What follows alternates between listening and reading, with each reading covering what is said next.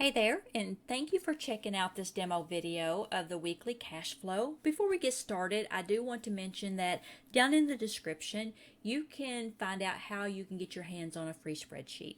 So the instructions will show you how to get to the page that will give you the choice of 3 different spreadsheets, and you just choose the one that best fits your needs, and there you go. You got you a free spreadsheet to be able to play around with. All right, now back to the demo. With this demo, it is for those, this spreadsheet is great for those who like to see everything in just one place and you don't want to go to a different tab for each paycheck or each week or anything like that. It's just all in one place. When you get this file, the first tab you're going to see is the Start Here tab. This is going to be your instructions. Right now you are watching the YouTube video, so there's the YouTube tutorial. You just click on that and it will bring you to the video you have now. Below that you'll see where it says click to view the example template. That is the template that we're going to go over in this demo, so that's there for you to go back to and have for reference, if you want to look at that. And then below that are some written instructions for those who, like things kind of, written out for you. All right. The next tab is your cash flow. This is your one sheet in all that shows you everything all together. And, I know it looks kind of blank and plain right now, but you'll see, the numbers added in. But what this is it gives you every week, and it's a weekly. Whenever we put in the date is set up to do weekly dates. It's not meant for monthly or anything. Not saying that it couldn't be. If it's something you think you're interested in, leave me a comment and let me know if you would rather have like a bi-weekly or a monthly cash flow that's similar to this, and we can see what we can do about getting one of those put together for you. But let's go ahead and get through this so you can decide if it's even something you want anyhow. Then your revenue, your purchases, and your other tab are places for you to put other expenses and stuff like that. And then your cash flow at a glance will let you know where you're at any given moment and also give you a red flag if you're going to be negative. So let's get into the example, and that way you can see what it looks like. All right. What we have here is when you start out with this, you will want to enter in the date, whatever date it is that you're going to start out with. I decided to start out with January the 6th of 2025. I believe that's the first Monday in 2025. Don't quote me on that. I'm not real sure. I'm not real sure where I came up with these dates, but I think that's what it is. And so if you count on your own, then you'll see that these are weekly. So let me say I'll change this to 1/1/2025, and you'll see that all these dates will change based on weeks. So I'm going to put that back to the date that I had it. All right, that's the first thing you want to do is put in your date. Where do you want to start this? And then you want to put in your starting amount. How much do you already have? What are you starting with? It could be 0. It could, have an amount there. You'll put that right there. The next thing you want to do is you want to come down into your incoming and your outgoing and fill out what it is that you think is going to happen. So say you get a paycheck, and that paycheck is typically $650 a week. So you'll put the name of your paycheck, you'll put how much it is, and if it's weekly, you see where it says weekly here and it has an X. If it's weekly, you'll put an X right here. Let me show you what happens if you do not put an X there. So if I delete that X, you'll notice that a lot of these 650s left. The reason why is because the spreadsheet is assuming if there's not an X there, then that paycheck will be paid every first day of the month. So if we put the X there, we'll see that it fills it back in as a weekly paycheck.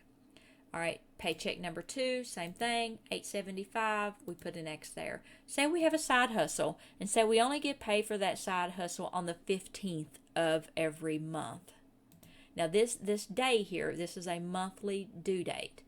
So the 15th, and say we get around $50 or so. So we put in $50, and you'll see that that 50 in your cash flow shows up between the dates that fall where the 15th falls. So this is 113, this is 119. 15 falls in between that, so that's where it's at. So let's say that's on the 10th. If we change that to the 10th, then you'll see that this changed to match between the 10th days. Okay?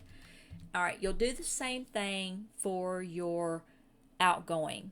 So say you have bills, you have your Netflix, you have your electric, your water, your cell phone. You'll fill those in. You'll fill in what day they typically are paid on, and you'll fill in the approximate amount that's paid.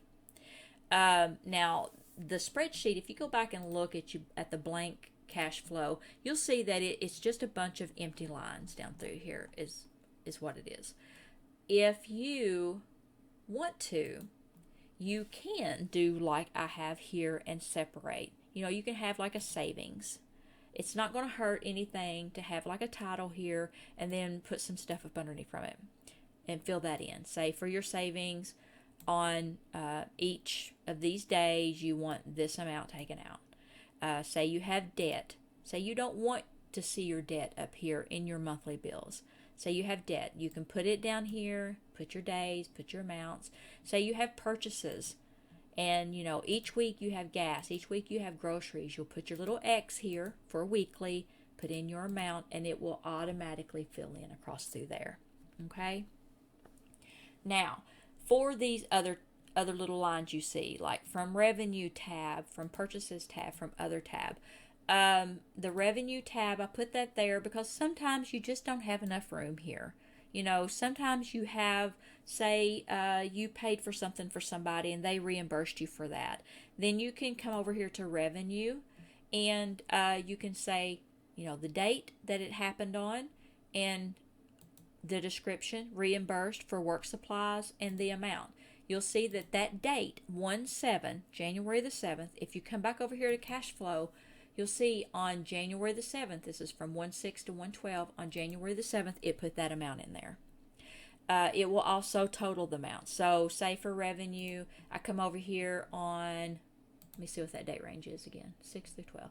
Say I come over here on 1/11/25, and you don't even have to put a description in here, and say I put $10 in here, right?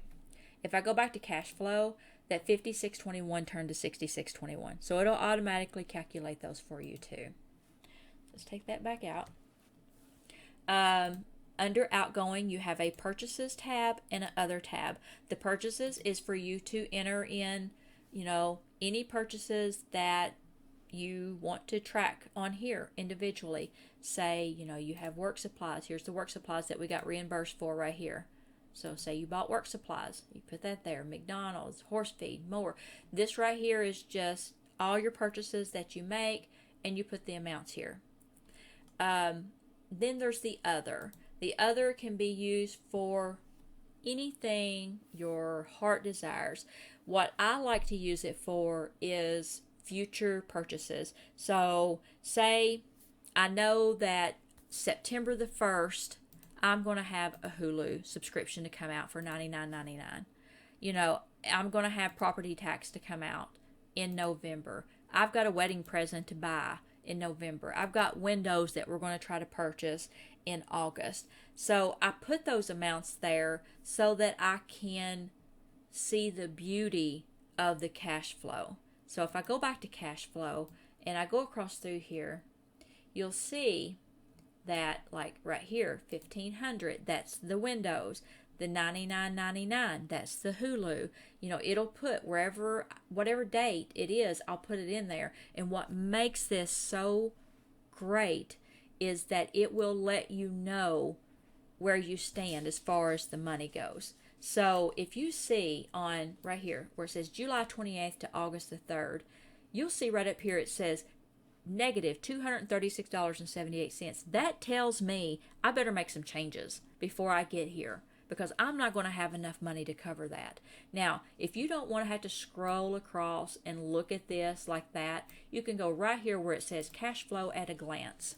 And this is set up to where any place you run into trouble, it's going to show you that. So you'll see that red right there. So that says you're going to be negative $236.78 between July 28th and August the 3rd. So you'll need to figure out what you're going to do. You're either not going to pay, either not going to go out and have as much fun or whatever it is.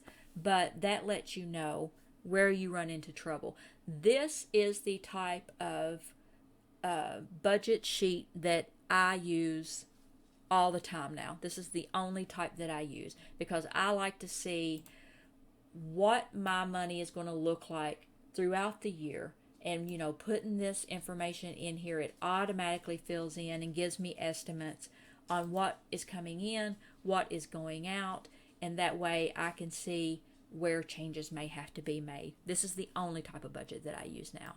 I don't use any other kind. That is pretty much it. Oh, I guess I should tell you that these will put in estimates across through here, like you'll see that. Whenever the actual, whenever you get your actual check, then you just go in here and you change this to, the amount, whatever amount it is.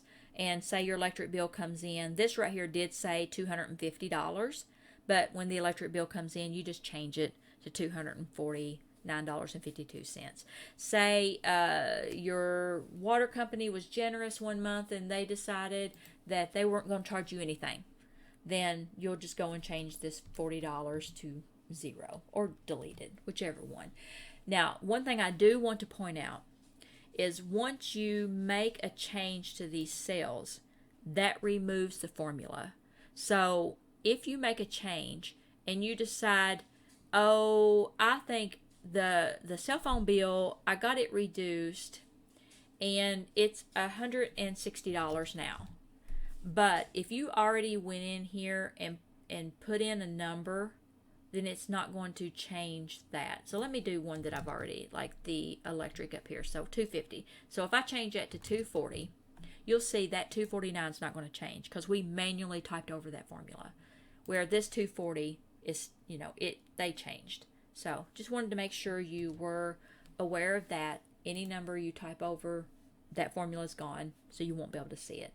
And of course, up here at the top, this gives you your available cash. So this very top line tells you what you have left over. The next line down tells you what you have incoming and then what you have outgoing. And then this gives you your pay difference for that week. So as you can see, this week here, we are spending $91.94 more than what we have coming in. We're good because our available cash is $324.08. So it's not going to hurt us, but that way you can kind of see if you are habitually spending more money than what you're bringing in. Again, that can tell you if there are some changes that should be made. All right.